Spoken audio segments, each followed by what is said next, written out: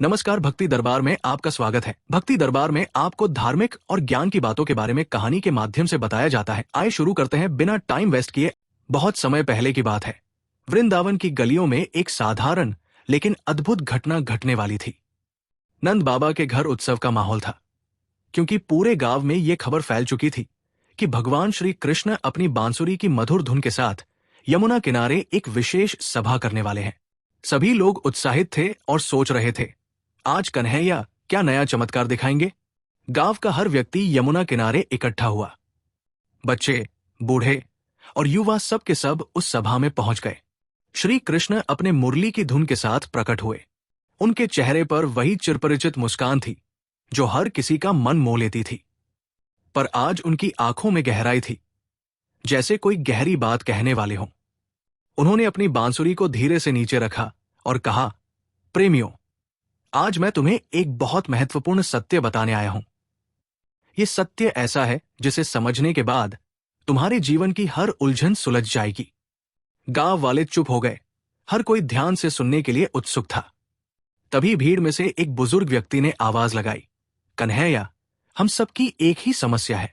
जब हम मेहनत करते हैं, अच्छे कर्म करते हैं, तो भी कई बार हमें दुख सहना पड़ता है। ऐसा क्यों होता है? क्या भगवान हमें नहीं देखते? श्री कृष्ण मुस्कुराए और बोले, ये प्रश्न केवल तुम्हारा नहीं है, ये हर युग का प्रश्न है।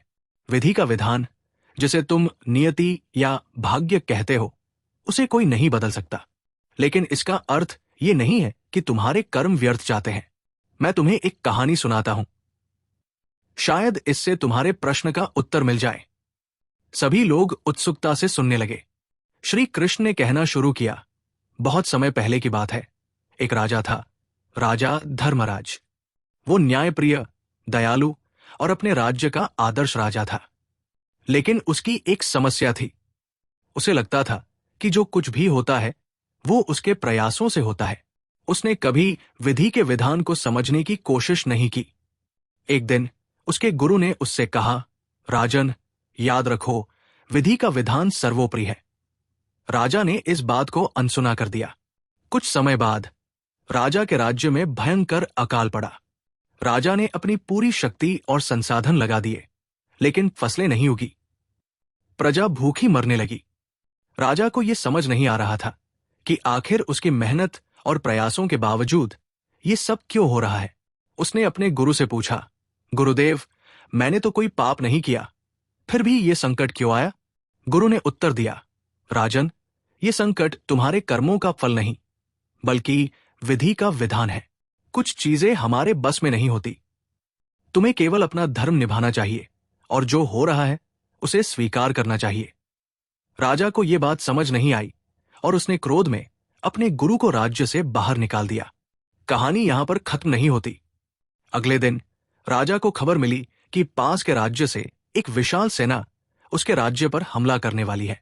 राजा ने पूरी तैयारी की, लेकिन उसकी सेना कमजोर थी। जब हमला हुआ तो राजा पराजित हो गया। वो घायल होकर जंगल में भाग गया, अकेला, भूखा प्यासा और निराश। जंगल में उसे वही गुरु मिले जिन्हें उसने अपमानित कर भगा दिया था। गुरु ने राजा की देखभाल की और उसे सांत्वना दी। राजा ने गुरु से कहा, गुरुदेव, अब मैं समझ गया कि विधि का विधान ही सर्वोपरि है। मैंने जो भी किया वो सब व्यर्थ था। गुरु ने मुस्कुराकर कहा, राजन, तुम्हारे प्रयास व्यर्थ नहीं थे। उन्होंने तुम्हें यह सिखाया कि कर्म करो, लेकिन फल की चिंता मत करो। विधि के विधान को समझो और स्वीकार करो। श्री कृष्ण ने कहानी खत्म की और बोले, यह कहानी केवल राजा की नहीं है, यह हम सबकी कहानी है। हम सभी को अपने कर्म करने चाहिए, लेकिन यह याद रखना चाहिए कि विधि का विधान, या कहो भाग्य, अपने समय पर अपना काम करेगा। तुम्हारा काम है मेहनत करना, लेकिन उसका फल कब मिलेगा और कैसे मिलेगा, ये विधि के हाथ में है। सभी लोग मंत्रमुग्ध होकर सुन रहे थे, लेकिन तभी एक युवा ने खड़े होकर कहा, कन्हैया, अगर सब कुछ विधि के विधान से ही होता है तो फिर कर्म क्यों करें? श्री कृष्ण ने मुस्कुराते हुए कहा, यह प्रश्न बहुत अच्छा है, लेकिन इसका उत्तर कल दूंगा। इतना कहकर वो अपनी बांसुरी बजाने लगे और धीरे धीरे यमुना की ओर बढ़ गए। लोग अब और भी उत्सुक हो गए। हर कोई सोचने लगा कि कन्हैया कल क्या बताएंगे। ये उत्सुकता और गहरी हो गई। अगले दिन का इंतजार अब सभी को बेसब्री से था। अगले दिन सभी लोग फिर से यमुना किनारे इकट्ठा हुए। श्री कृष्ण अपने मनमोहक स्वरूप में प्रकट हुए और बोले, आज मैं तुम्हारे उस प्रश्न का उत्तर दूंगा कि अगर सब कुछ विधि के विधान से होता है तो कर्म क्यों करें। उन्होंने अपनी बांसुरी को एक पेड़ के नीचे रखा और कहा, एक बार की बात है, एक किसान था। वो बहुत परिश्रमी था और हमेशा अपने खेतों में काम करता था। एक दिन उसे लगा कि उसकी सारी मेहनत व्यर्थ जा रही है, क्योंकि फसल बार बार खराब हो रही थी। उसने सोचा, अगर फसल उगनी ही नहीं है तो मैं मेहनत क्यों करूं। उसने खेत जोतना छोड़ दिया और घर बैठ गया। लेकिन कुछ दिनों बाद जब बारिश हुई तो उसने देखा कि उसके खेत में केवल वही जगह हरी हुई थी जहां उसने मेहनत से बीज बोए थे। बाकी जमीन बंजर पड़ी थी। श्री कृष्ण ने मुस्कुराते हुए कहा, यह कहानी हमें सिखाती है कि कर्म करना हमारे हाथ में है, परिणाम विधि के विधान के अनुसार होगा। लेकिन अगर हम कर्म ही ना करें तो हमारे पास कोई भी संभावना नहीं बचेगी। भगवान भी उन्हीं की मदद करते हैं जो खुद अपनी मदद करते हैं। फिर उन्होंने कहा, कर्म और भाग्य एक ही सिक्के के दो पहलू हैं। भाग्य तुम्हारे कर्मों का ही विस्तार है। अगर तुमने सही कर्म किए हैं तो विधि तुम्हारे लिए उचित समय पर सही फल लाएगी। लेकिन अगर तुमने कर्म ही नहीं किया तो भाग्य भी तुम्हारी मदद नहीं करेगा। इसलिए अपने कर्म में विश्वास रखो और फल की चिंता छोड़ दो।